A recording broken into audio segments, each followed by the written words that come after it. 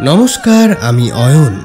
গল্প কথায় আপনাদের সকলকে জানাই আরও একবার স্বাগত। গল্প কথায় এখন চলছে বিশ্বদীপ সরকারের কাহিনী সুগন্ধির ঘ্রাণ ধূসর এই অডিও সিরিজের প্রথম গল্প পিশাচিনীর গ্রাস ইতিমধ্যেই গল্প কথায় চলে এসেছে। যারা এখনো শোনেননি, ডেসক্রিপশন বক্স থেকে লিংক সংগ্রহ করে আগে প্রথম খণ্ডটি শুনবেন। কথা মতো দ্বিতীয় খণ্ড নিয়ে খুব তাড়াতাড়ি হাজির হলাম। আজকে আপনারা শুনবেন বিশ্বদীপ সরকার রচিত সুগন্ধির ঘ্রাণ ধূসর এই অডিও সিরিজের দ্বিতীয় খণ্ড। আজকের পর্বের নাম কাল ঘ্রাণ। আমাদের সকল শ্রোতা বন্ধুদের কাছে অনুরোধ, আমাদের গল্পগুলো ভালো লাগলে লাইক, শেয়ার, সাবস্ক্রাইব করে বন্ধু বান্ধব, আত্মীয় পরিজনদের মধ্যে ছড়িয়ে দেবেন। কেমন লাগছে অবশ্যই কমেন্ট সেকশনে জানাবেন। মনে রাখবেন, আপনাদের প্রত্যেকটি মন্তব্য আমাদের কাছে পরবর্তী কাজের অনুপ্রেরণা। চলুন তবে আর দেরি কেন, এগোনো যাক সিরিজের দ্বিতীয় খণ্ডের দিকে। শুরু হচ্ছে বিশ্বদীপ সরকার রচিত সুগন্ধির ঘ্রাণ ধূসর এই অডিও সিরিজের দ্বিতীয় খণ্ড কাল ঘ্রাণ।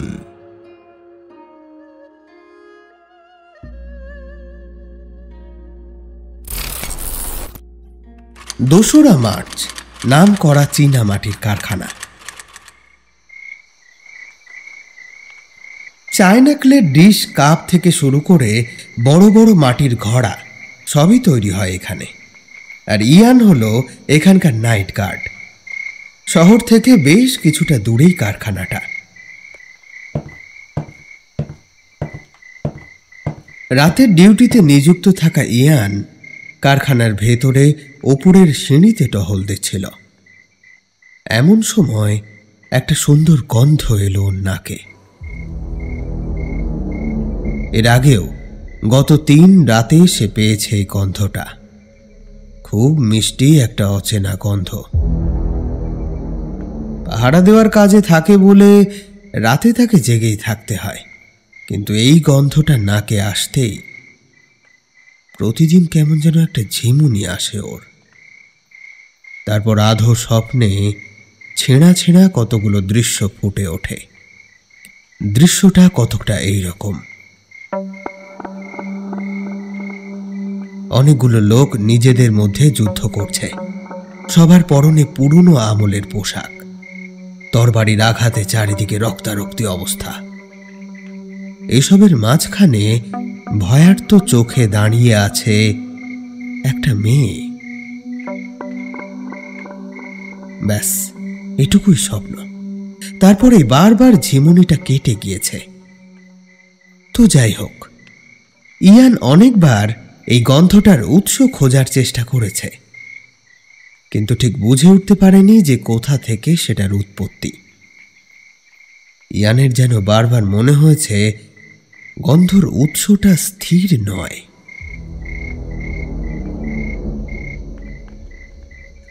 তবে কি ওটা স্থান পরিবর্তন করে? মনে হয় গন্ধটা যেন সারা ফ্যাক্টরিতে ঘুরে ফিরে বেড়ায়। যথারীতি আজকেও রাত গভীর হওয়ার সাথে সাথে সেই গন্ধ আবারও ফিরে এসেছে। ইয়ান প্রথমে ভেবেছিল ফ্যাক্টরিরই কোনো কেমিক্যালের গন্ধ হবে হয়তো, কিন্তু আজকে গন্ধটার মাত্রা এতটাই তীব্র যে মনে হচ্ছে কেমিক্যালের একটা আস্ত ড্রাম কোনোভাবে ফুটো হয়ে এই সুগন্ধি বাইরে ছড়িয়ে পড়ছে।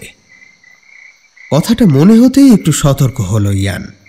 সেই ডিউটিতে থাকাকালীন যদি ফ্যাক্টরির কোনো রকম ক্ষতি হয় তাহলে কৈফিয়ত তো তাকেই দিতে হবে।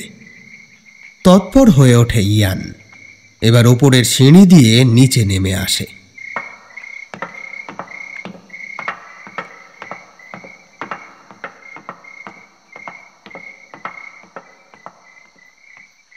বেশ কিছুক্ষণ এদিক ওদিক খোঁজাখুঁজি করে আবারও সে কিছুই বুঝে উঠতে পারে না। এমন সময় তার চোখ পড়ে সামনের চৌবাচ্চাটার ওপর। সেখানে জলের সাথে মাটি পাতলা করে গুলে রাখা থাকে। মূলত ফিনিশিং টাচ দেওয়ার জন্য। মাটির পাত্র গড়ার পর এই কাদাগোলার মধ্যে সেটাকে চুবিয়ে তোলা হয়, যাতে সেগুলো আরো মসৃণ হয়ে ওঠে। কিন্তু এখন এসব কি দেখছে ইয়ান? এই কাদাগোলা জলে এরকম বুদবুদ উঠছে কেন? ব্যাপারটা আরো ভালো করে দেখার জন্য ইয়ান এবার ধীরে ধীরে এগিয়ে যায় চৌবাচ্চাটার দিকে।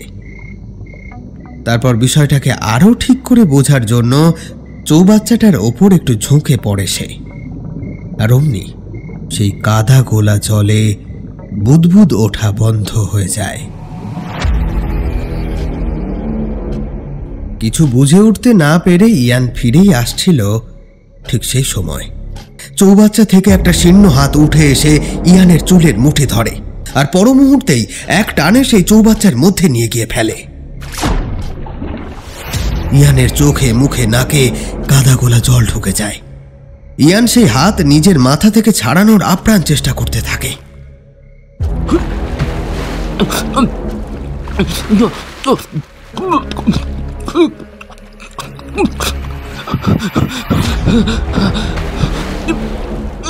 কিন্তু সেই হাতের চাপ ক্রমে ক্রমে আরো বেড়ে ওঠে। ইয়ান আর পারছে না, দম বন্ধ হয়ে আসছে তার।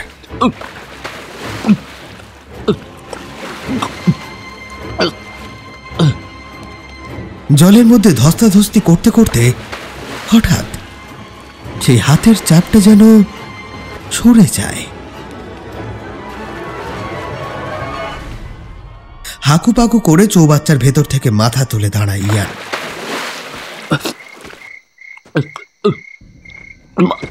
বাঁচাও, বাঁচাও, বাঁচাও। তারপর সেখান থেকে বেরিয়ে আসতে গিয়ে পা পিছলে একবার আছড়ে পড়ে মাটিতে। কোনো রকমে হাঁচড়ে পাছড়ে উঠে চোখ থেকে কাদা সরিয়ে এগিয়ে যায় সামনের ড্রামটার দিকে। সেখান থেকে দুই হাতে আজলা করে জল তুলে বারবার চোখে মুখে দেয়। চোখ মুখ থেকে কাদা মাটির প্রলেপ পরিষ্কার করে সেই ড্রামের ওপর দুই হাতে ভর দিয়ে হাঁপাতে থাকে ইয়ান।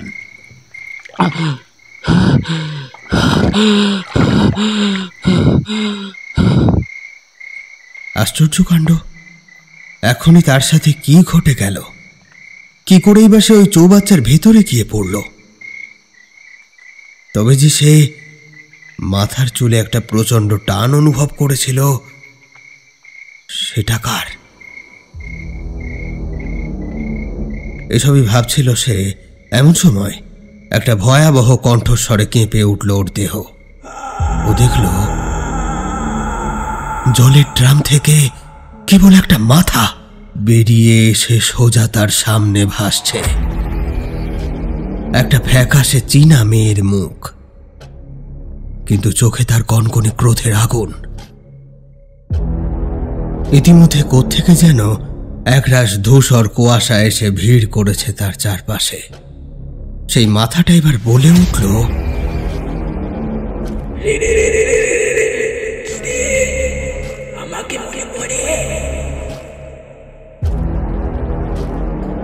মুহূর্তে ইয়ানের চোখের সামনে ফিরে আসে স্বপ্নে দেখা সেই দৃশ্যগুলো।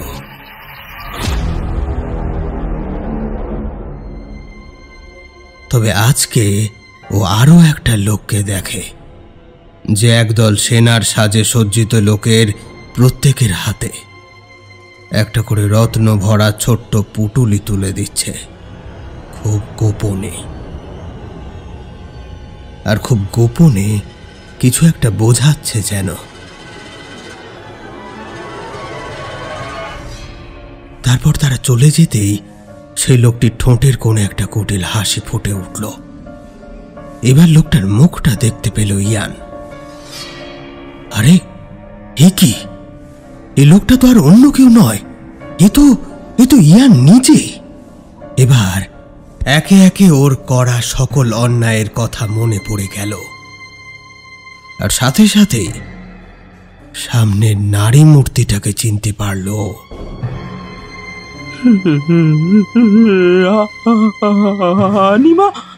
আতঙ্কে ভরা কয়েকটা শব্দ বেরিয়ে এলো মুখ থেকে।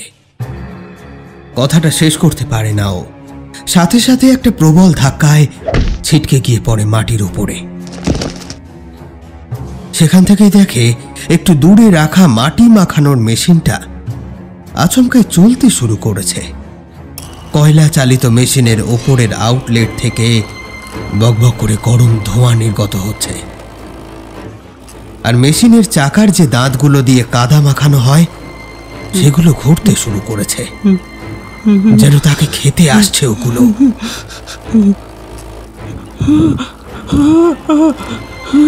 এবার হঠাৎ একটা অদৃশ্য শক্তি তাকে টানতে আরম্ভ করলো। টানতে টানতে নিয়ে যেতে থাকলো মেশিনটার দিকে। মেশিন চলার শব্দকে ছাপিয়ে আরো যেটা কানে আসছে সেটা হলো একটা পৈশাচিক হাসি।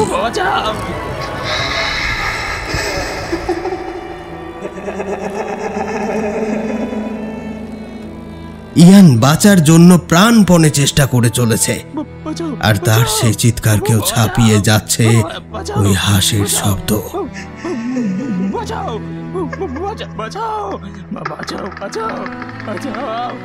কিছুক্ষণের মধ্যে সেই অদৃশ্য শক্তি ইয়ানকে মেশিনের কাছে নিয়ে গিয়ে ফেলল। তারপরে তার ঘাড় ধরে তুলে তার মাথাটা ঠেসে ধরল সেই মেশিনের গরম কয়লা পোড়া ধোঁয়া উদ্গীরণ করতে থাকা ওই ফাঁকা অংশটার উপর। আউটলেটের মুখে লাগানো গরম হয়ে থাকা সেই তার জালের সংস্পর্শে এসে পুড়ে গেল ইয়ানের চামড়া। ছটফট করে উঠল সে।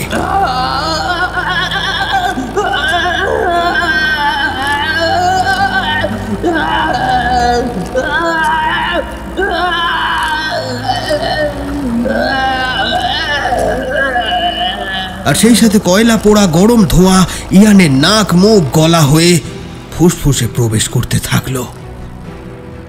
শরীরের ভেতরটা যেন জ্বলে পুড়ে যাচ্ছে ওর। দুই চোখ লাল হয়ে এসেছে, গলার কাছের রগগুলো ফুলে উঠেছে প্রবলভাবে। মুখ হয়ে নাক দিয়ে নির্গত হচ্ছে সেই কয়লার গরম ধোঁয়া। কিছুক্ষণ এভাবে রাখার পর সেই যখন প্রায় অর্ধমৃত, তখন সেই অশরীরই তাকে তুলে বারংবার আছাড় মারতে থাকলো চীনা মাটির তৈরি জিনিসপত্রের উপর। ভেঙে টুকরো টুকরো হয়ে যেতে থাকলো জিনিসগুলো, আর তার ভাঙা টুকরোগুলো ফুটে গেল ইয়ানের সারা গায়ে।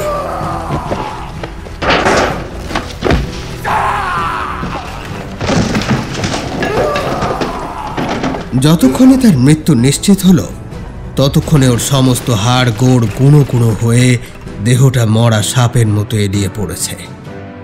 কোনো কাঠামোর অস্তিত্ব নেই সেখানে। সেই প্রেতের রাগ যেন এখনো কমেনি। সেইবার ফ্যাক্টরির ওপরে লোহার একটা পাইপ লাইনের সাথে ইয়ানের ভেঙে গুঁড়ো হয়ে যাওয়া হাত দুটো আর পা দুটো দড়ির মতো করে প্যাঁচ দিয়ে গিঁট বেঁধে ঝুলিয়ে দিল।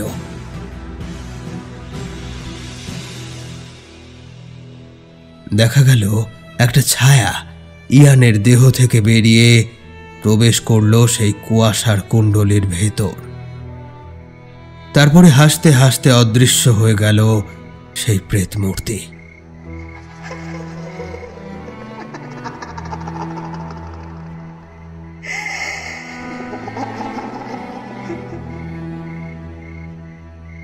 ফ্যাক্টরির ওপরের পাইপ লাইনে ঝুলতে থাকা দেহটার হা করা মুখের ভেতরটা পুড়ে কালো হয়ে আছে। সারা মুখে লাল লাল ফোস্কা আর কাদার প্রলেপ, চোখগুলো লাল আর বিস্ফারিত। দেহটার থেকে ফোঁটা ফোঁটা করে ঝরে পড়ছে কাদা গোলা রক্তবিন্দু। সেগুলো মেঝেতে পড়ে একসাথে মিশে একাকার হয়ে যাচ্ছে, ঠিক যেন একটা নিখুঁত নৃশংসতার দৃশ্য। কারখানার সব লাইটগুলো এবার হঠাৎই একসাথে ফেটে গেল। পুরো ফ্যাক্টরিটা ডুবে গেল কালো অন্ধকারের চাদরে।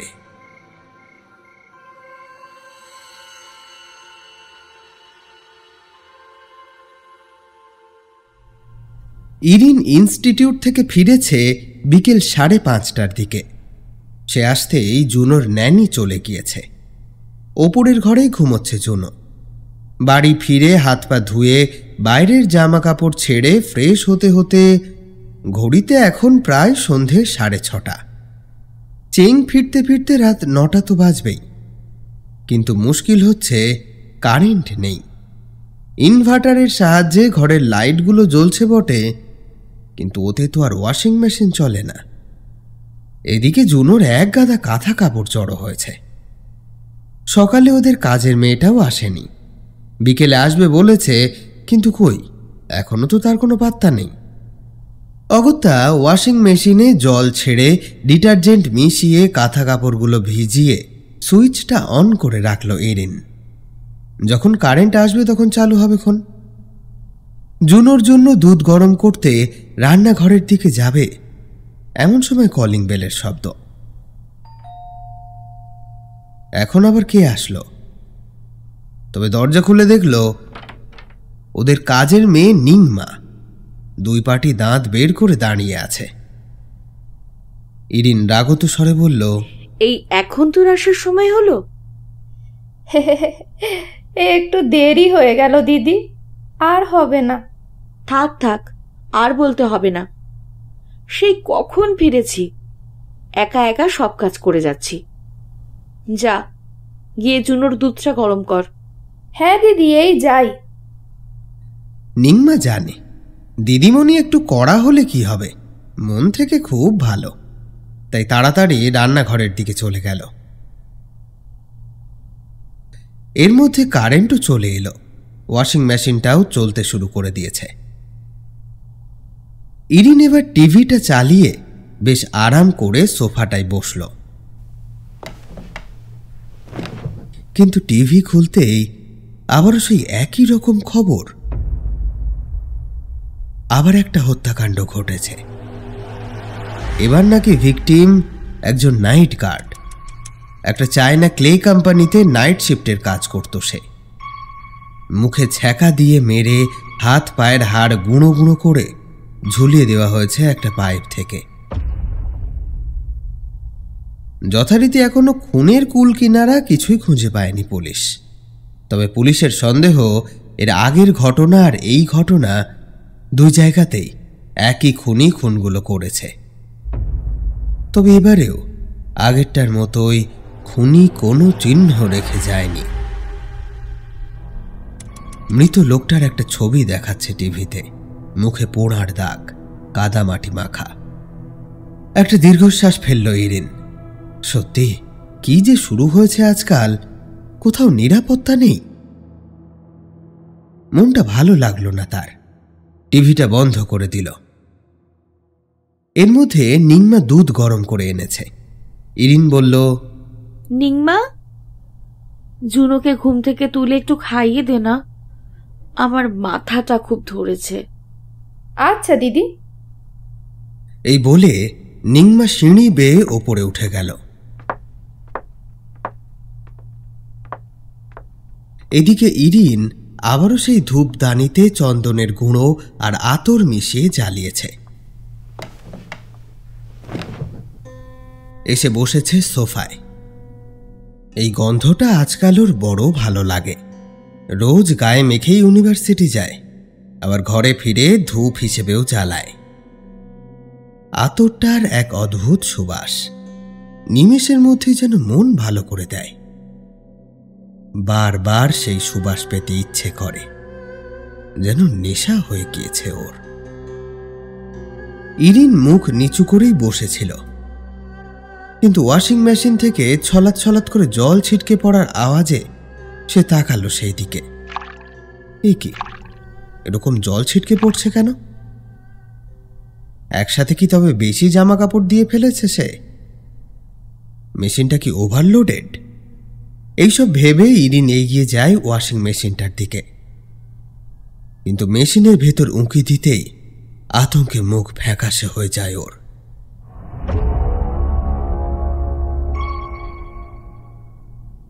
মেশিনের ভেতরে জলের মধ্যে ভাসছে গোছা গোছা চুল।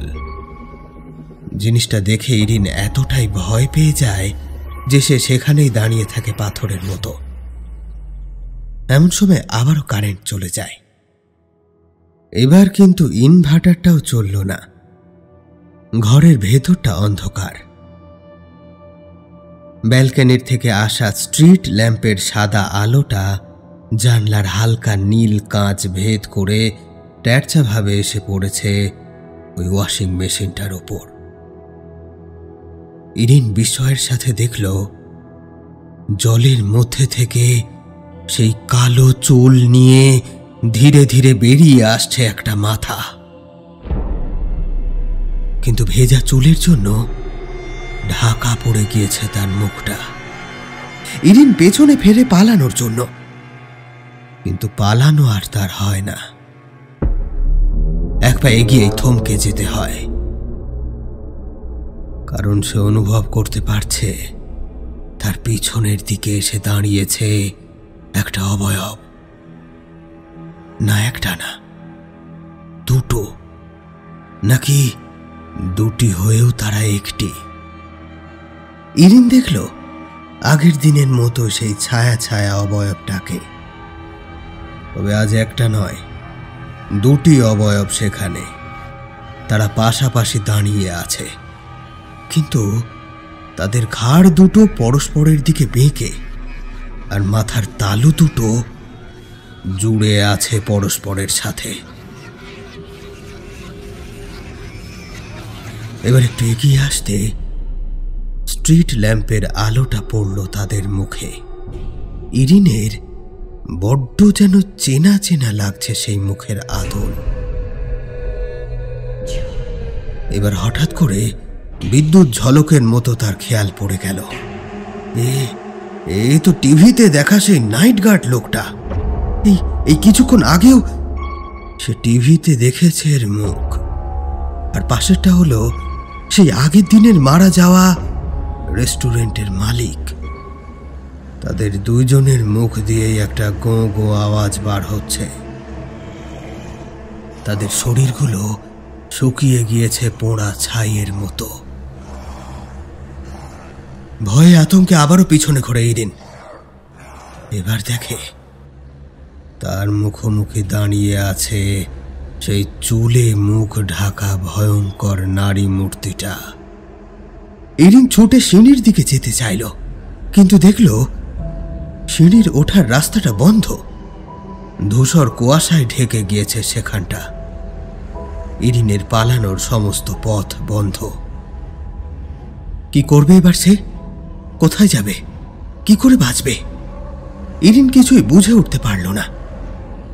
এমন সময় পেছন থেকে সেই জোড়া ছায়া মূর্তি এসে নিজেদের চার হাত দিয়ে জড়িয়ে ধরল ইরিনকে।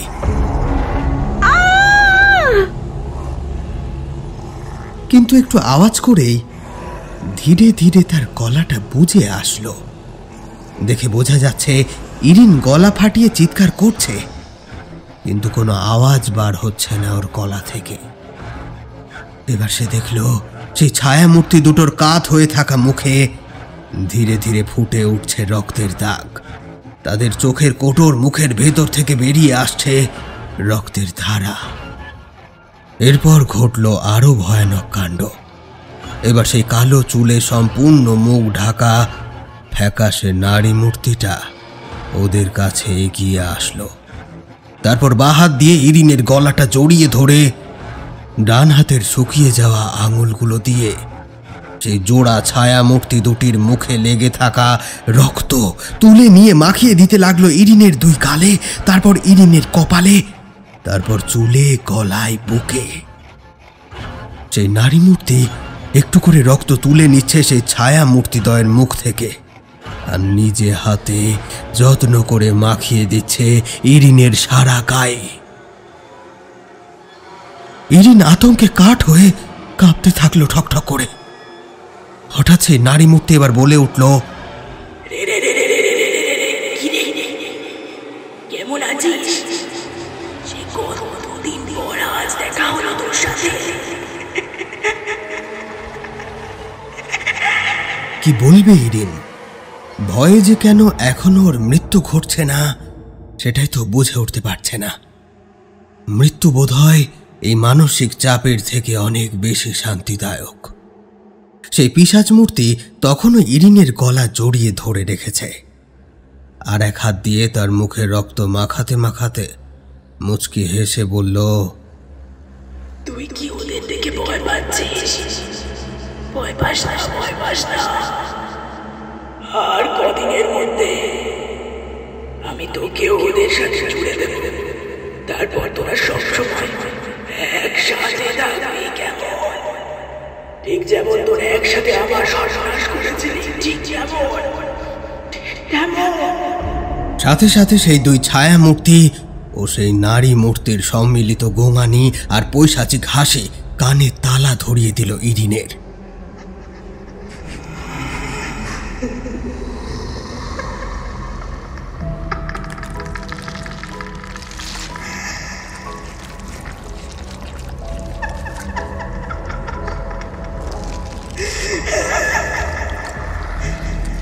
এবার গলা ফাটিয়ে চিৎকার করে উঠল ইরিন।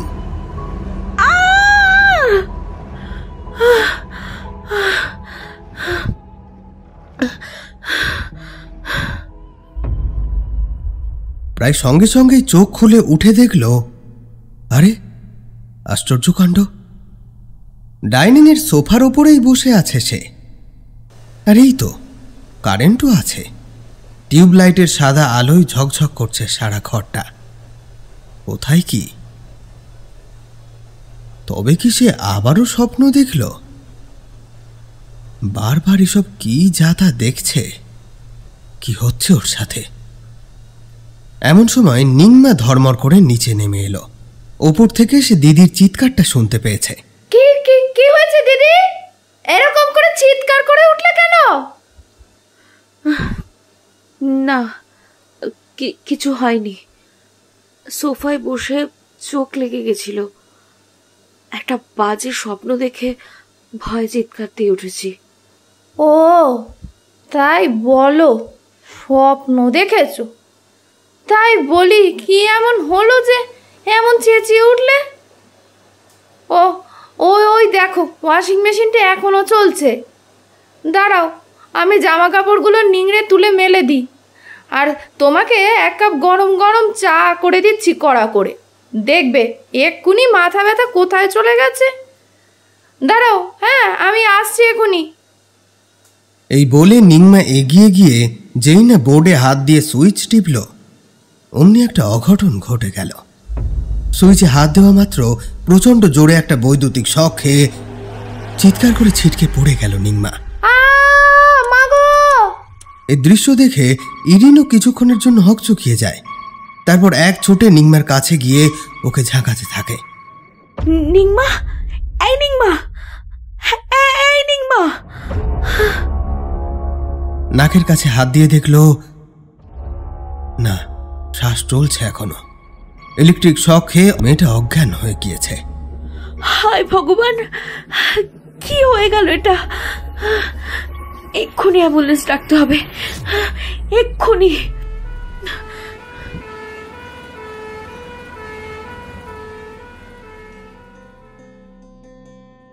চেং বাড়ি ফিরলে স্বপ্নের কথা বাদে বাকি যা যা হয়েছে সবকিছু জানালো ইরিন।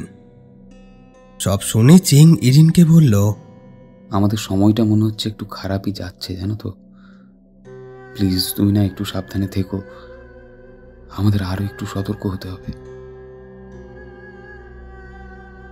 কিন্তু ইরিন মনে মনে ভাবে, সে কি সতর্ক হবে? অঘটনের কারণ যদি কোনো অতিপ্রাকৃত কিছু হয়ে থাকে, তবে আদেও কি তার থেকে সতর্ক হওয়া সম্ভব?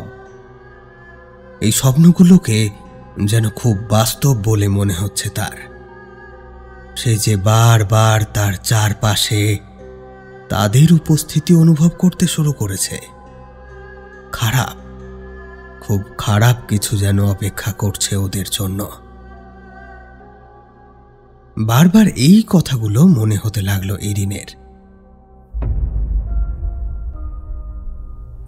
5ই মার্চ, স্থান একটি অভিজাত ফিশারি কোম্পানি। হাইব্রিড মাগুর বা থাই মাগুর, এই নামটির সাথে আমরা কম বেশি সকলেই পরিচিত। মাংসাশী মাছ বা রাক্ষসে মাছ বলে এদের যথেষ্ট দুর্নাম রয়েছে। কারণ হলো এদের সর্বগ্রাসী স্বভাব। ছোট মাছ থেকে শুরু করে মাংসের টুকরো, সবজি, এমনকি মানুষও যদি পায় মুখের সামনে, তাও এরা খেয়ে ফেলে। তবে এই মাছ চাষে লাভ অনেক। এরা যেমন তাড়াতাড়ি বাড়ে, তেমন পুষ্টিগুণের দিক থেকেও অনেক উপাদেয় হয়। কিন্তু এদের এই রাক্ষসের স্বভাবের জন্য বহু আঞ্চলিক দেশীয় মাছের প্রজাতি লুপ্ত হতে বসেছিল, ফলে বাস্তুতন্ত্রে ক্ষতিকারক প্রভাবও পড়ছিল। তাই ন্যাশনাল গ্রিন ট্রিবিউনালের নির্দেশে 2000 সালে ভারত এবং পরে অন্যান্য দেশও এই মাছের চাষ বন্ধ করে দেয়। কিন্তু চীন সহ কিছু দেশের ফিশারিতে এখনও এদের চাষ হয়। আর ডেলং এরকমই একটি ফিশারি কোম্পানির টপ সায়েন্টিস্ট। একটি অত্যাধুনিক পরীক্ষাগারে এখন সে বসে আছে। এইখানে মূলত মাছের ব্রিডের ওপর জিনগত পরীক্ষা নিরীক্ষা চলে।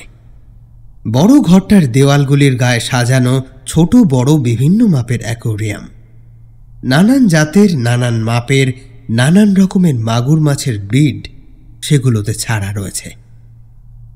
বলা বাহুল্য, সেগুলোর বেশিরভাগই হিংস্র প্রজাতির মাগুর মাছ। ঘরটির মাঝে একটি বড় টেবিলের ওপর মাইক্রোস্কোপ এবং তার চারপাশে বিভিন্ন রকমের কেমিক্যাল সহ নানা রকম ল্যাব অপারেটরস রাখা রয়েছে। সিকিউরিটি লক সম্পন্ন অত্যাধুনিক ঘরটায় বসে ডেলং নিজের কাজ করছিল। এমন সময় একটা মন মাতাল করা গন্ধ এসে ঘিরে ফেলল পুরো ঘরটাকে। বাতাসে একটা শ্বাস টানল ডেলং।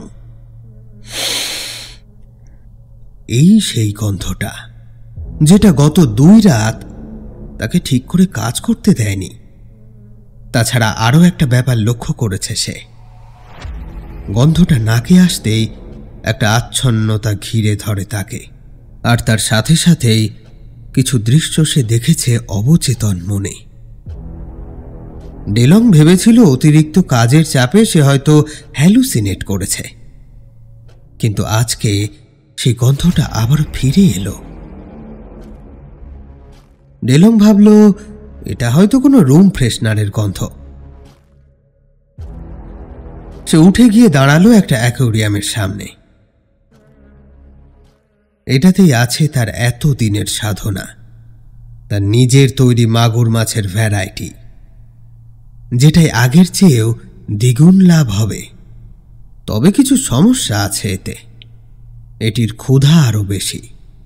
তাছাড়া এই মাছগুলির দেহে এমন কিছু যৌগ তৈরি হয় যা খাওয়ার ফলে মানুষের দেহে কিছু অসুবিধা হয়তো তৈরি হতে পারে। তবে তা এখনো পরীক্ষা নিরীক্ষার পর্যায়ে রয়েছে। অ্যাকোয়ারিয়ামের সামনে দাঁড়িয়ে এসবই ভাবছিল সে।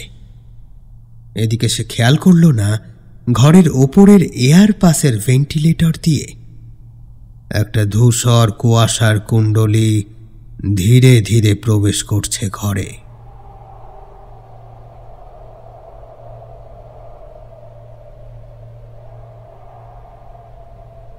ডেলংয়ের চিন্তার জালটা ছিঁড়ে গেল একটা ব্যাপারে। হঠাৎ তার মনে হলো ঘরের মধ্যের আলোটা যেন কমে আসছে। তৎক্ষণাৎ পিছন ফিরতে সে দেখতে পেল সারা ঘরটা কেমন একটা গাঢ় কুয়াশার চাদরে ঢেকে। কিছুই দেখা যাচ্ছে না ঠিক করে।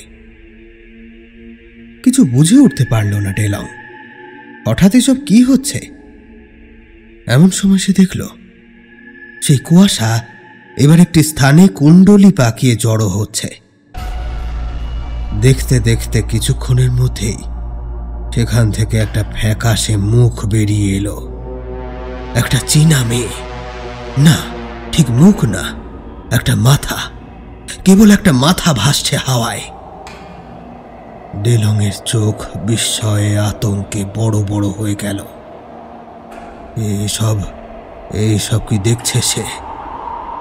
এমন সময় ভেসে এলো সেই রক্ত জল করা কণ্ঠস্বর।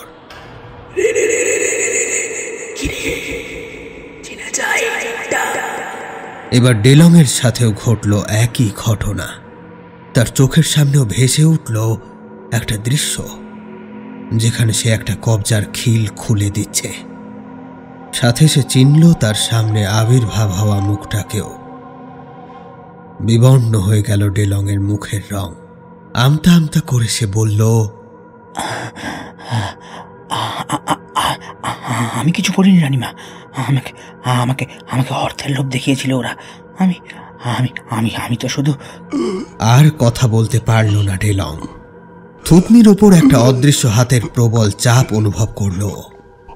মনে হচ্ছে যেন এক্ষুনি ভেঙে যাবে থুতনিটা।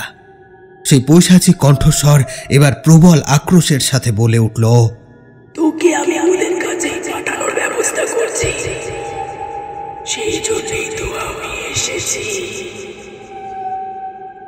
থুতনি থেকে চাপটা একটু কমতেই ছুটে পালাতে গেল ডেলং, কিন্তু এক প্রবল ধাক্কায় ছিটকে গিয়ে পড়ল দরজার পাশে রাখা খালি কাচের অ্যাকোরিয়ামটার উপরে।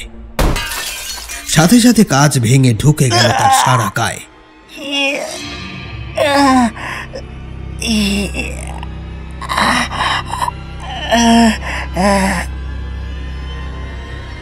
এবার সেই অদৃশ্য হাত দুটো ডেলংকে শূন্যে ভাসিয়ে নিয়ে যেতে লাগলো তারই তৈরি হাইব্রিড মাছগুলোর অ্যাকোরিয়ামের খোলা মুখটার দিকে। আর তারপরেই সেই অদৃশ্য হাত দুটো ডেলংয়ের বা হাত আর পা ধরে শরীরের ডান দিকটাকে ঝুলিয়ে ধরল সেই মাছগুলোর সামনে। রক্ত মাংসে গড়া জীবের গন্ধ পেয়ে তারা লাফিয়ে উঠতে লাগলো জলের উপর। পিশাচির মুখে তখন সে কি বিকট হাসি।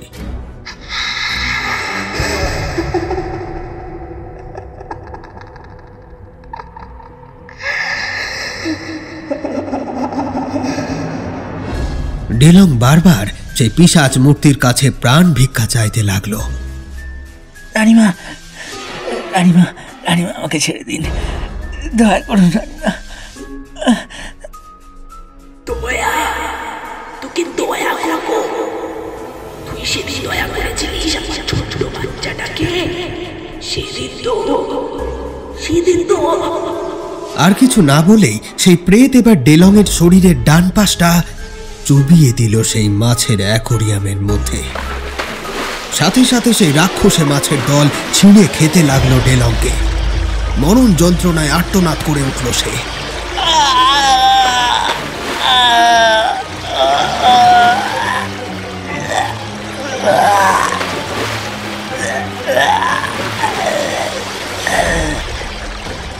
রক্তে লাল হয়ে উঠল অ্যাকোরিয়ামের জল।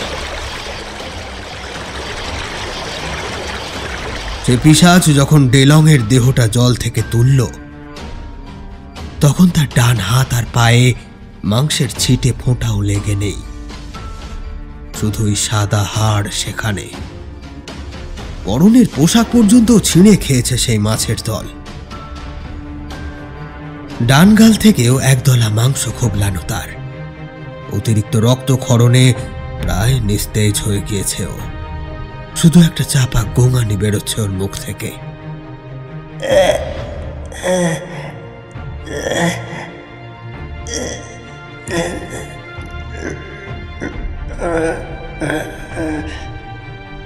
সেই পিশাচ এবার প্রচন্ড আক্রোশে ডেলংয়ের দেহটা ছুঁড়ে ফেলে দিল মেঝের উপর। কিন্তু এখনো তার মনে সেই বহুকাল পূর্বে প্রতারিত হওয়ার চরম গ্লানির আগুন জ্বলছে। এত সহজে শান্ত হবে না সে। এবার সেই অদৃশ্য হাত দুটো মেঝের ওপর পড়ে থাকা ডেলংকে ঘাড় ধরে দেওয়ালের গায়ে হেলান দিয়ে বসালো ওয়ার্কিং টেবিলটার ওপর। এবার ঘরের কোণে রাখা হাইড্রোক্লোরিক অ্যাসিডে পূর্ণ কাচের জারটা হাওয়ায় ভাসিয়ে নিয়ে আসলো ওর সামনে। তারপর সেটা ধীরে ধীরে ঢেলে দিতে লাগলো ডেলংয়ের মাথার উপর।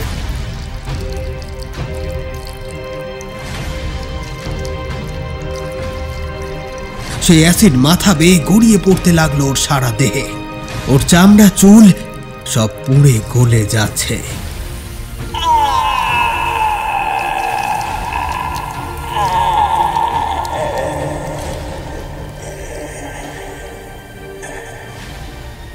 বাতাসে অ্যাসিডের ঝাঁঝালো গন্ধ।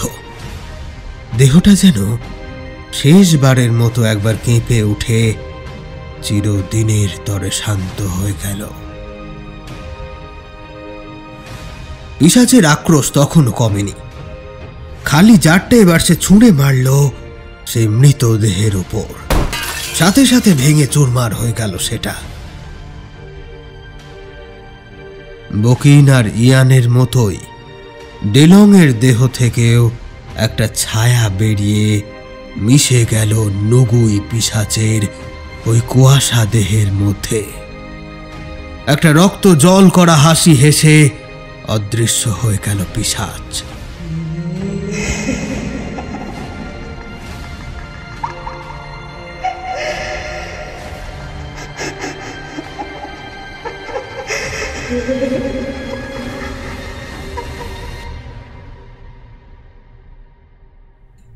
ইনস্টিটিউট ছুটি হয়েছে অনেকক্ষণ। বাইরে অন্ধকার ঘনিয়েছে। ইরিন কিন্তু এখনো বসে রয়েছে নিজের ডেস্কে। একটা গুরুত্বপূর্ণ প্রজেক্টের কাগজপত্র রেডি করছে সে। এটা ঠিক সময়ের মধ্যে শেষ করার জন্য বেশ কয়েকদিন ধরে ইরিনকে অনেক রাত পর্যন্ত কাজ করতে হয়েছে। তাই বাকি কলিগরা চলে গেলেও সে এখনো ব্যস্ত নিজের কাজে। আজকে মেজাজটা খুব একটা ভালো নেই ওর। গতকাল আরও একজন খুন হয়ে গিয়েছে শহরে। সেই একই রকম নৃশংসভাবে খুন করা হয়েছে, কিন্তু এবার ভিকটিম ইরিনের চেনা সায়েন্টিস্ট ডেলং সোনিচি। ইনস্টিটিউটের সেমিনারে বেশ কয়েকবার এসেছিলেন তিনি। পরিচয়ও হয়েছে ইরিনের সাথে। ওই রকম একটা সুরক্ষিত ঘরের ভেতর কেউ কি করে তাকে অমন নৃশংসভাবে হত্যা করল তা বুঝতেই কালঘাম ছুটে যাচ্ছে পুলিশের। তাছাড়া আগের কয়েকদিন ধরে দেখা সেই বিভৎস স্বপ্নগুলোর জন্যেও তার কাজে মন দিতে একটু অসুবিধাই হচ্ছিল। ফলে কাজের গতিটা কমে গিয়েছে। এদিকে কাজ করতে করতে ঘড়ির কাঁটা যে প্রায় ৮টা ছুঁই ছুঁই তা খেয়ালই করেনি ইরিন। পিছন ফিরে এক মনে সে নিজের কাজই করছিল। এমন সময় একটা কণ্ঠে তার হুঁশ ফেরে। ইনস্টিটিউটের গার্ড সে এসে ওকে জিজ্ঞেস করছে, ম্যাডাম, বলছি আপনি আর কতক্ষণ থাকবেন? ও, তুমি? আমি আছি আরো বেশ কিছুক্ষণ। এই ধরো 10:15 পর্যন্ত। কেন, কিছু বলবে? না ম্যাডাম, আমি তাহলে ইনস্টিটিউটের বাইরে রাস্তার ওপার থেকে একটু টিফিন করে আসতাম। ও, এই কথা। আচ্ছা, তাহলে এক কাজ করো, তুমি নিচের মেন গেটে বাইরের থেকে তালা দিয়ে তারপর দোকানে যাও। আমি ভেতরেই আছি, দরকার হলে ফোন করে নেব আমি। আচ্ছা ম্যাডাম। গার্ড লোকটি এই বলে চলে গেল। ইরিন এবার দরকারি কাগজগুলো ডেস্কের পাশের একটা লকারে রেখে সেটা লক করে দিল। তারপর তাকালো ডেস্কের ওপর। একগোছা কাগজ পড়ে রয়েছে সেখানে। এগুলো আসলে প্রজেক্টেরই কাগজ, তবে বাতিল। লেখা সংশোধন করার সময় এগুলো বাদ পড়েছে। নিয়ম মতো এই কাগজগুলো পেপার কার্টেন মেশিনে দিয়ে কুচি কুচি করে তারপর ডাস্টবিনে ফেলতে হয়। কারণ ফেলে দেওয়া প্রজেক্টের কাগজ অন্য কেউ হাতে পেয়ে যাতে তাতে থাকা কোনো তথ্য নিজের প্রজেক্টের কাজে না লাগাতে পারে। তাছাড়াও আরও নানান ঝামেলা এড়াতে এই ব্যবস্থা।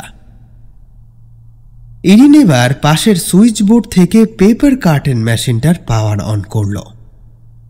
তারপর বাতিল করে রাখা কাগজগুলো গোছা করে মেশিনে ঢুকিয়ে দিতে থাকলো একে একে। মেশিনের এক পাশ থেকে কাগজগুলো ঢুকে অন্য পাশ দিয়ে কুচি কুচি হয়ে জড়ো হতে থাকে নিচে পাতা ডাস্টবিনের মধ্যে। এমন সময় ইরিন দেখল তার ডেস্কের নিচের 2 নম্বর ড্রয়ারটা একটু যেন ফাঁকা হয়ে রয়েছে। কি মনে হতেই সে ডেস্কের কাছে গিয়ে সে ড্রয়ারটা খুলে দেখল তার ভেতরে ব্রাউন কালারের বেশ বড় একটা খাম পড়ে রয়েছে। ইরিন মনে মনে ভাবল, এটা আবার কিসের খাম রে? কই, সে তো কোনো খাম রাখেনি এখানে। কি বা আছে ওটায়? এদিকে খামটা কিন্তু সিলও করা নেই। এবার কৌতূহল বশত সেই খামের মুখটা খুলল সে। ইরিন সেই খামটা খুলতেই তার ভেতর থেকে একটা ফ্যাকাশে কুচকুচে হাত বেরিয়ে এলো, আর তৎক্ষণাৎ সেই হাতের সরু সরু আঙুলগুলো দিয়ে চেপে ধরল ইরিনের গলা। এমন এক আকস্মিক আক্রমণে ইরিন প্রচন্ড বিস্মিত হয়ে গেল। সেই সাথে ভয়ে আতঙ্কে সে একেবারে কাঠ। তার মুখ দিয়ে একটা গো গো আওয়াজ ছাড়া আর কোনো শব্দই বেরোচ্ছে না। এবার নিজের দুই হাত দিয়ে সে তার গলা চেপে ধরে থাকা হাতটিকে নিজের থেকে ছাড়াতে চেষ্টা করল, কিন্তু তার বদলে ইরিন প্রথমে হুমড়ি খেয়ে পড়ে গেল ডেস্কের উপর। তার ধাক্কায় ডেস্ক থেকে সমস্ত কাগজ, পেন, মনিটর, কফির কাপ ছিটকে পড়ল মেঝেতে। সঙ্গে সঙ্গে কাপ ভেঙে কফি ছড়িয়ে পড়ল মেঝের ওপর। হাতটা ততক্ষণে ইরিনের চোয়াল চেপে ধরে রেখেই পাশের দেওয়ালের ওপর ঠেসে ধরেছে তার মাথাটা।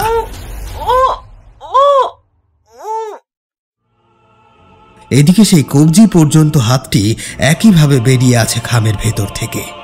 সেটি যেন হাওয়ায় ভর করে ইরিনকে চেপে ধরেছে দেওয়ালের সাথে। ইরিন সেই খাম সমেত হাতটাকে প্রাণপণে চেপে ধরে এক ঝটকায় মেঝের উপর ছুঁড়ে ফেলে দিল। তারপর যেই না দৌড়ে ঘরের বাইরে যেতে যাবে, অমনি সেই কফিতে পা পিছলে আছাড় খেয়ে পড়ল মেঝেতে।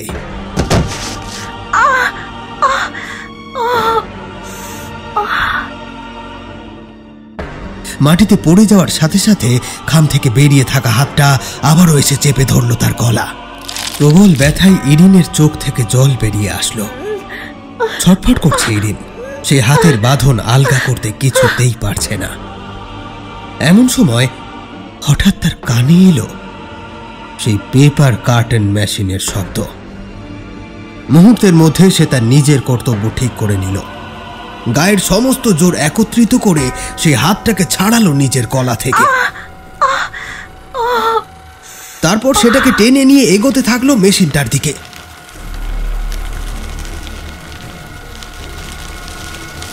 কোন রকমে মেশিনটার কাছে পৌঁছে ইরিন সেই কাগজের খাম সমেত হাতটা গুঁজে দিল পেপার কার্টন মেশিনটার ভিতর।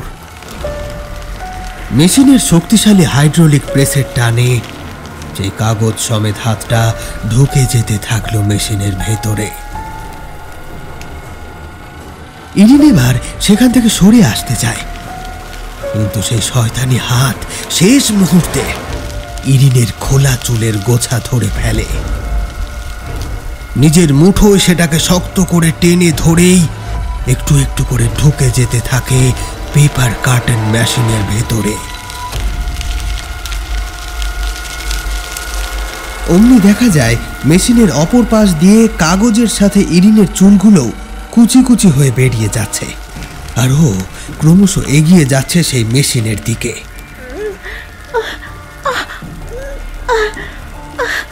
এমন সময় ইরিনের নজর পড়ল মেশিনের পাশটায়। সেখানে একটা কাঁচি রাখা। বেশি বড় মাপের কাগজ হলে সেটাকে এই কাঁচি দিয়ে কেটে ছোট করে তারপরে এই মেশিনে দেওয়া হয়। ইরিন আর দেরি না করে সেই কাঁচিটা তুলে নেয় ডান হাত দিয়ে। তারপর তার বাঁ হাত দিয়ে চুলের গোছাটা শক্ত করে চেপে ধরে একটা নির্দিষ্ট স্থানের ওপর কাঁচি চালিয়ে দেয়। যতটা দ্রুত সম্ভব কাটতে থাকে নিজের চুল। একসময় সম্পন্ন হয় সে কাজ, আর তৎক্ষণাৎ সে ছিটকে পড়ে যায় মেঝের ওপর। এবার কোনো রকমে উঠে দাঁড়িয়ে দৌড়ে হুমড়ি খেয়ে পড়ে দরজার গায়ে। কিন্তু দরজা খুলে বাইরে পা দিতেই হিল জুতো পরা পাটা বেখেয়ালে মুচকে যায়। সাথে সাথে আবারও মুখ থুবড়ে পড়ে। না না, তাও ওকে থেমে থাকলে চলবে না। দরজার হাতলটা ধরে কোনো রকমে উঠে দাঁড়ায়। তারপর আবারও পড়িমড়ি করে ছুটতে থাকে ইরিন। সামনেই লম্বা করিডোর, এক পাশে সার দিয়ে রয়েছে অফিস রুমগুলো আর অন্য পাশে দেওয়াল। ইরিনের বাপাটা ভালো পরিমাণে মুচকেছে, দৌড়তে বেজায় কষ্ট হচ্ছে ওর। দৌড়তে দৌড়তে হঠাৎ ইরিন দেখল সম্পূর্ণ ফাঁকা করিডোরটার একেবারে অপর প্রান্তে হঠাৎ একটা লোককে দেখা যাচ্ছে। ক্ষীণ আশা জেগে উঠল ইরিনের মনে। সে ভাবল সেই গার্ডটাই বোধহয় ফিরে এসেছে। চেঁচিয়ে বলে উঠল Erin, help help, please help me. কিন্তু আর কোনো কথা বলার আগেই সেই ব্যথা পায়ের কারণে আবারও একটা হোঁচট খেয়ে মাটিতে বসে পড়ল। আর প্রায় সাথে সাথেই ওর কান ঘেঁষে চকচকে কিছু একটা বেরিয়ে গেল। সেটা গিয়ে বিঁধল দেওয়ালের গা ঘেঁষে রাখা একটা কাঠের স্ট্যান্ডে। হতবাক হয়ে গেল ইরিন। তার মানে সামনের ওই লোকটা গার্ড নয়। কিছু মুহূর্ত আগে লোকটা ইরিনকে দেখা মাত্রই নিজের পকেট থেকে তীক্ষ্ণ ধারযুক্ত ওই ছুরিটা বার করে ছুঁড়ে মেরেছিল ইরিনকে নিশানা করে। কিন্তু ইরিন পড়ে যাওয়ায় তার লক্ষ্য ভ্রষ্ট হয়ে গেল। ভাগ্যে চড়ে বেঁচে গেল ইরিন। ইরিন কিছুতেই বুঝে উঠতে পারল না সামনের ওই লোকটা কেন আক্রমণ করতে চায়। কিন্তু ততক্ষণে ইরিন এটা বুঝল যে ও ভুল লোকের কাছে সাহায্য চেয়েছে। এবার ইরিন পিছনের দিকে ছুটবে বলে উঠে দাঁড়ালো, কিন্তু পায়ে আর তার জোর নেই।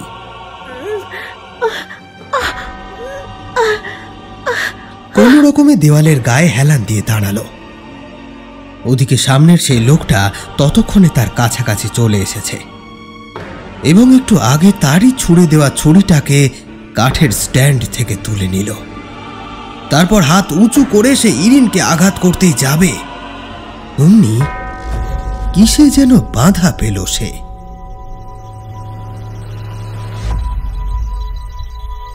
আর বাধাটা এসছে তার পেছন থেকে। পিছন দিক থেকে কেউ যেন শক্ত করে চেপে ধরেছে ওর হাতটা। লোকটা এবার পিছন দিকে ঘুরতেই দেখতে পেল, ইরিনও দেখল সেই সঙ্গে। হ্যাঁ, সে এসেছে। এ মুখ ইরিনের পরিচিত। এ তো সেই নগুই। ইরিনের সামনে দাঁড়িয়ে থাকা লোকটা তখন বিস্মিত, তবে তাকে আর কিছু বুঝে ওঠার সুযোগ না দিয়েই সেই নগুই পিশাচ চৌকিতে লোকটার মাথাটা এক মোচড় দিয়ে পিছন দিকে ঘুরিয়ে দিল। অদ্ভুত এক দৃশ্য দেখা গেল। লোকটার দেহটা তখনও পিশাচের দিকে ফিরে, তবে মাথাটা ইরিনের দিকে ঘুরে গিয়েছে। আর সেই ঘুরে যাওয়া মাথায় বিস্ফারিত চোখের দৃষ্টিটা যেন ইরিনের দিকে তাকিয়ে কিছু বলতে চাইছে।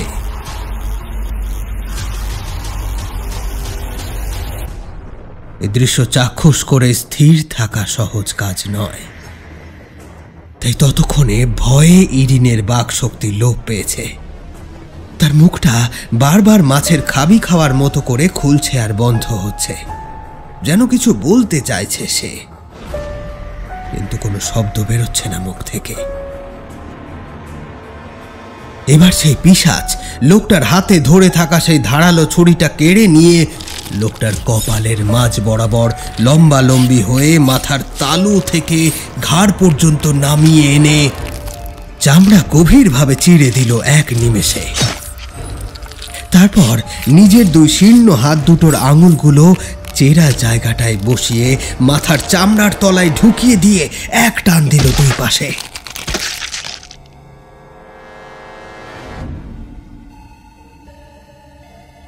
আর সাথে সাথে কমলা লেবুর খোসা ছাড়ানোর মতো করে মাথার চামড়া সম্পূর্ণ দুই ভাগ হয়ে গেল। খুলির হাড় থেকে ছাড়িয়ে দুই পাশে ঝুলে পড়ল। উন্মুক্ত হয়ে গেল সাদা রঙের হাড়ের খুলিটা। সেখান থেকে রক্ত ছিটকে এসে পড়ল ইরিনের মুখ আর সারা গায়ে। তারপর দেহটা লুটিয়ে পড়ল মেঝেতে। এমন নৃশংসতা দেখে ইরিন পাথরের মতো স্তম্ভিত হয়ে গেল, চোখ বন্ধ করে নিল সাথে সাথে। তবে তার কানে আসছে একটা পৈশাচিক নারী কণ্ঠের হাসির শব্দ।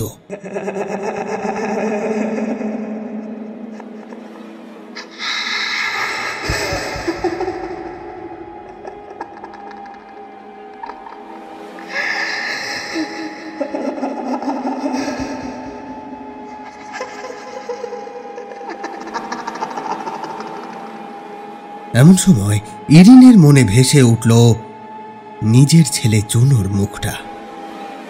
না, ইরিনকে যে করেই হোক বাঁচতেই হবে। নিজের জন্য না হলেও তার ছোট্ট ছেলেটার জন্য বাঁচতে হবে। ইরিন এবার মনের অবশিষ্ট জোর একত্রিত করে কোনো রকমে উঠে দাঁড়িয়ে ছুটতে লাগলো। ছুটতে ছুটতে শুনল পেছন থেকে ভেসে আসছে সেই রক্ত জল করা হাসির শব্দ।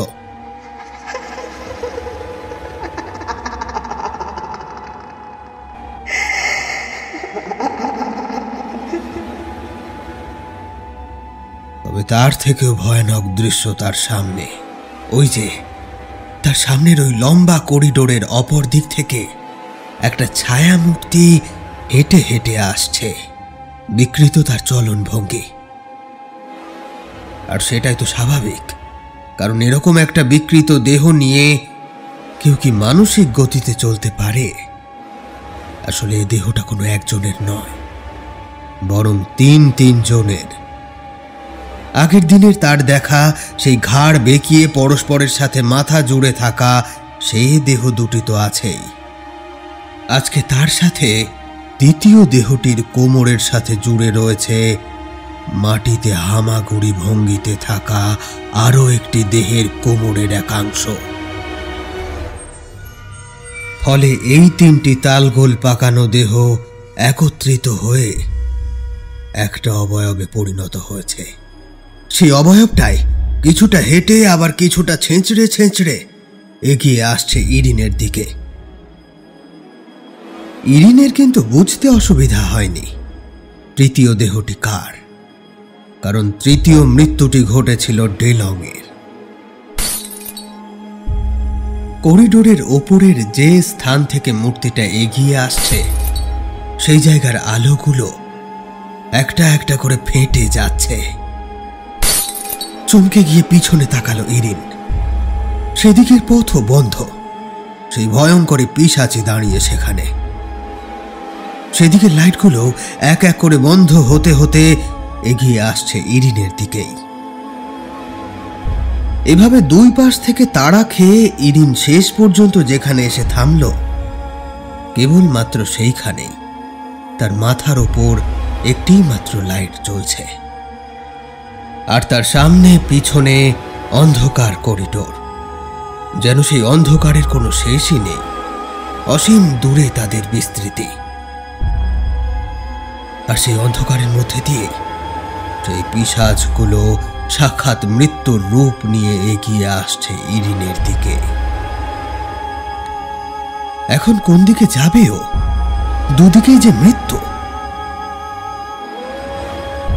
এমন সময় সে খেয়াল করলো তার পেছনেও একটা প্যাসেজ চলে গিয়েছে। আরে, এদিকেই তো লিফট। এতক্ষণ আতঙ্কের দমকে সে প্রায় সবকিছু ভুলে গিয়েছিল। তবে এখন হঠাৎ মনে পড়তেই চকিতে সেদিকে তাকিয়ে এসে দেখল ওই যে দূরে লিফটের দরজার ওপরের আলোটা দেখা যাচ্ছে। তার মানে এখনো তার কাছে বাঁচার একটা রাস্তা খোলা আছে। ব্যাপারগুলো মাথার মধ্যে গুছিয়ে নিতে যেটুকু সময় লাগলো, তারপরে সে পড়িমড়ি করে ছুটল সেই লিফটের দিকে। লিফটের কাছে পৌঁছে বাইরের ক্লপসেবল গেটটা খুলে লিফট প্যানেলের কন্ট্রোল বাটনগুলো পাগলের মতো একের পর এক প্রেস করতে থাকলো। কিন্তু একে কোনো কাজ হচ্ছে না কেন? আতঙ্কে ভয়ে উন্মাদ হয়ে গেল ইরিন। দুহাত দিয়ে সে বারংবার বাড়ি মারতে থাকলো লিফটের দরজার ওপর। একবার, শুধু একবার খুলে যাক দরজাটা। এদিকে এতটা দৌড়ে এসে হাঁপাচ্ছে সে।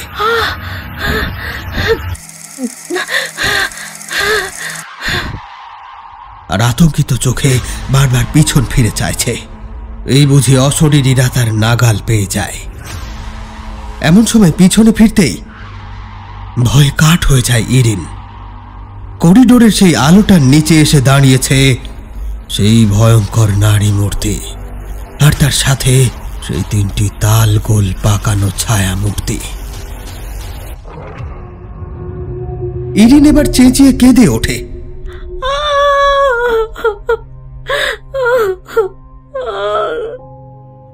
প্যানেলের বাটনগুলোর উপর এখনো হাত চালিয়ে যাচ্ছে ও, আর করাঘাত করে চলেছে দরজার ওপর। এমন সময় একটা টুম করে আওয়াজ শুনে একটু সতর্ক হয়ে ওঠে।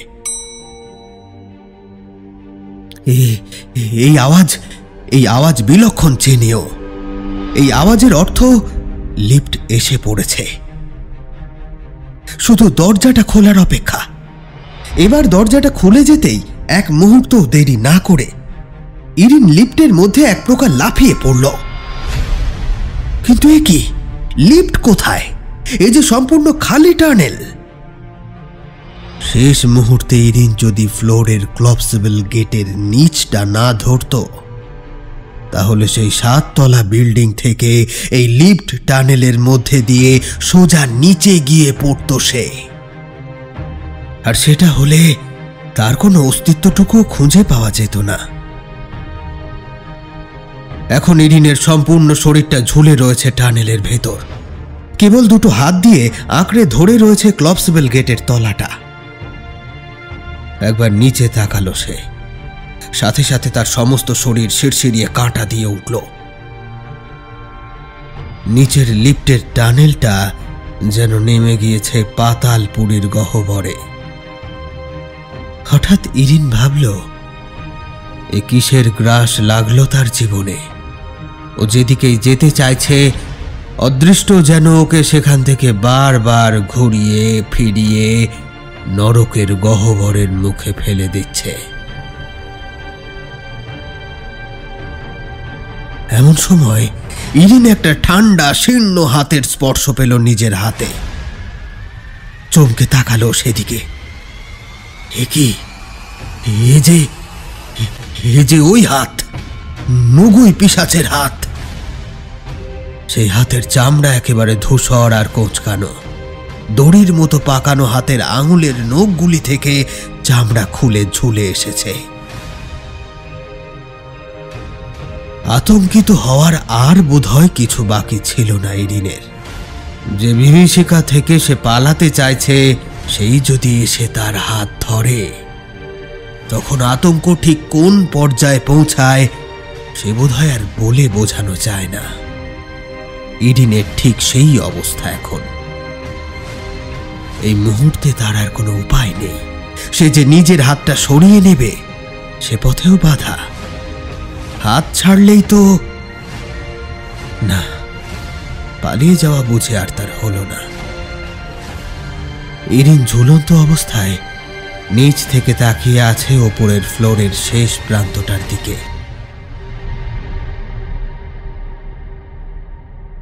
এমন সময় একটা বিভৎস মুখ সেখান থেকে বেরিয়ে এসে বিকট একটা চিৎকার করে কাঁপিয়ে তুলল চারপাশ।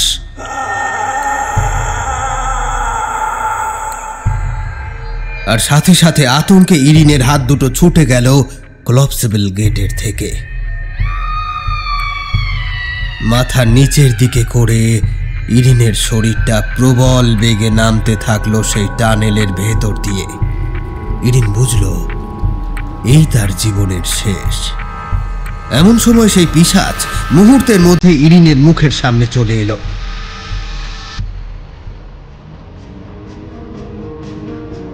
ইরিনের সমান্তরালে মাথা নিচের দিকে করে সেও দ্রুত গতিতে নেমে যাচ্ছে ইরিনের সাথে। এখন তার মুখের থেকে সরে গিয়েছে সেই কালো চুলের রাশি। চীনা মেয়েটার ফ্যাকাশে মুখ এখন পরিষ্কার দেখছে ইরিন। এবার একটা ভাবলেশীন হতাশ কণ্ঠে সেই পিশাচ মূর্তি বলল, কিরে, আমাকে মনে পড়ছে তোর? ইরিন এবার সব ভয় ভুলে অবাক হয়ে তাকিয়ে থাকলো সেই মুখের পানে। যদিও শেষ মৃত্যুর পর্যায়ে দাঁড়িয়ে মানুষের সমস্ত অনুভূতি উবে যায়। ইরিনেরও এখন তো সেই পর্যায়ে।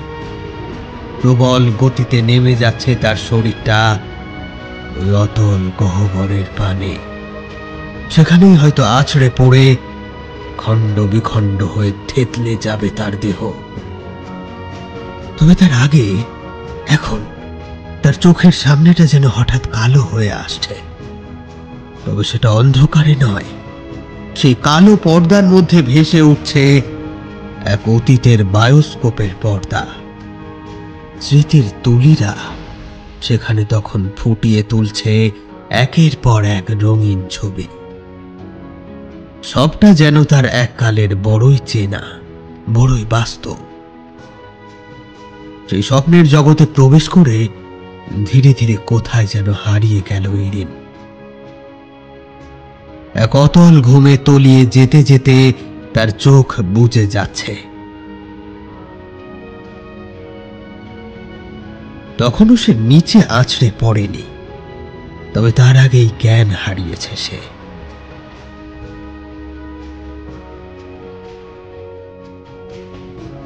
আজ তার নিজের সাথে ঘটে চলা এইসব অলৌকিক ঘটনার পিছনে কারণ হিসেবে যে অতীত লুকিয়ে আছে তা জানার সময় এসেছে ইরিনের।